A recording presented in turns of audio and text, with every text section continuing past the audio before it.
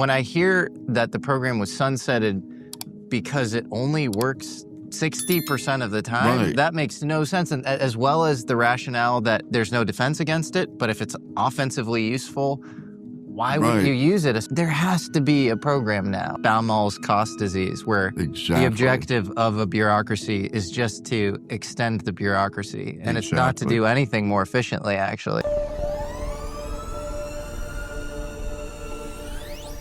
There were 3 psychics. Yeah. They all drew circles. They were all in 3 different cities when they did it. That's amazing. All the same map. Really? When they brought the maps together, all 3 circles interlocked.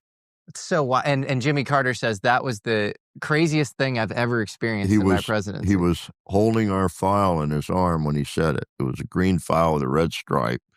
It said grill flame on it. Mm-hmm. And one of the reporters, he was saying, we found the Russian plane. We've returned everything on it to the Russians. What was important about it is it was carrying 2 city-busting nukes. Everybody was looking for it, especially every terrorist organization in the world. Nobody could find it because it disappeared over the Congo, supposedly. Harley Trent, in fact, said it was parked on a road right there in the area of Zaire. Nobody could understand that. What he was saying the whole time, roads in the Congo and in Zaire are rivers. There are no roads. Right. All roads in Central Africa are rivers. And that's what he was saying the whole time. He didn't know he was saying that. Needed some more down analysis. But that actually happened. And when he said that, our cover name changed. We got moved around. The office changed. Everything changed because the president basically outed us on national television. Right. That turned on, remember Anderson, the guy who would write articles on it, everything? No, who's Anderson? He was in, I can't remember if it was the Washington Post or, I think it was the Washington Post. He started to cover the psychic spy program. Yeah, he started covering, hunting for information on the psychic spying program. Interesting. And he would pick up little tidbits and put out articles on it. But, it made it more difficult for us.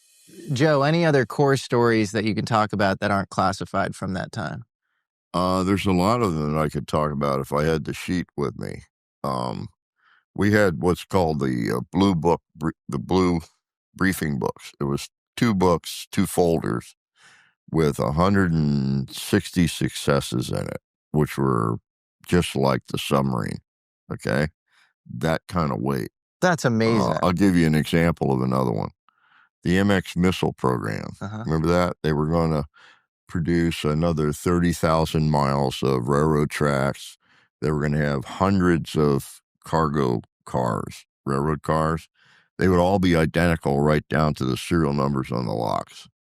Only 1 in 20 would have an actual launcher in it with an ICBM. And once a week, they'd shift them all around so no one would ever know where the actual launchers were. And that would make mutual shared destruction more important. It's kind of like a shell game. Yeah, like a shell game. It's based on the old shell game, but with much higher stakes. The name of the game is MX. Its object, to hide our newest ICBMs from the enemy, ensuring their survivability. The enemy will know where a missile could be, just as we know where the P could be, but not where it is for sure. Instead of 3 shells, each MX missile will be hidden in any one of 23 protective shelters. And what we did is we notified, we wrote a white paper, it's called a white paper, 1 paragraph. We sent it to the Situation Room in the White House and said, won't work. Why not? Because we can tell you where it is every time.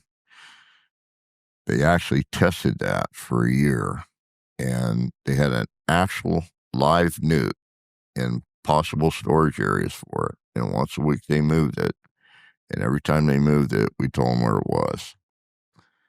As a result, they canceled the MX missile program, which ticked the Air Force off mightily because they were put in charge of it. It was $100 billion project. Oh, my God. We saved the government $100 billion. And I have a letter in my file. I know Dr. May has one in his from Senator Cohen thanking us for saving $100 billion. Also remarkable, but would the Soviets have figured it out given that they had sort of some core deficiencies in their own psychic spy program? Maybe, maybe not. Right. They still could have figured it out even with the flaw. Yeah. Yeah. I mean, it's like, who knows? And that's one of the problems, because I got brought into the project in October of 78. By July of 79, we knew there was no defense against remote viewing. So for the next 20-something years and millions of dollars, we tried to develop a defense against it. There still is no defense against remote viewing. It fails on its own enough. I mean, 40% of the time, it just doesn't work.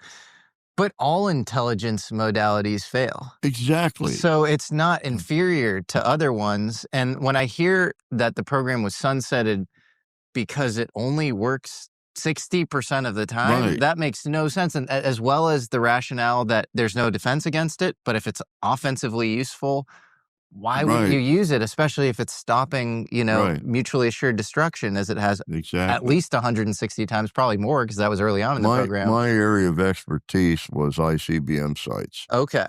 Big, large areas where rockets were in the ground. Wow. But you could see the shielding over them, so that was easy to see with overhead pictures. But when I hear stuff like that, there has to be a program now, if that's what... The pictures were perfect. Yeah. And I even asked them once, why am I remote viewing something you can take perfect pictures of? And they said, here's the thing. You draw the whole place. So when we take a picture, we can only get the surface. We match the surface against your drawing. And if you're 80% correct, we can assume you're 80% correct about what's under the ground. And we can retarget those areas with different technology. Wow. To prove it. Wow. So that's the value of remote viewing. It can be used a million different ways.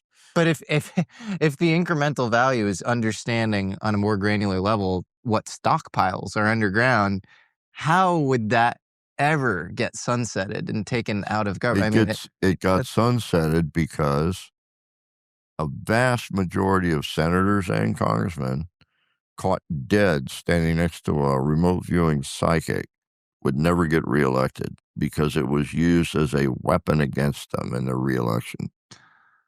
I think if I'm the government and I'm hearing these things, I would immediately put a boatload of money towards remote viewing. I'm just telling you, I'm telling you the reality. Because of a stigma. But here's the thing. We were basically super supported by 5 presidents. Okay. We were super supported by senators and congressmen who could not be hurt, like Senator Cohen, Senator John Glenn. These senators had been in Congress so long and were so powerful. They're up here, and they could say, yeah, I use those guys, and nobody could say that's crazy to them.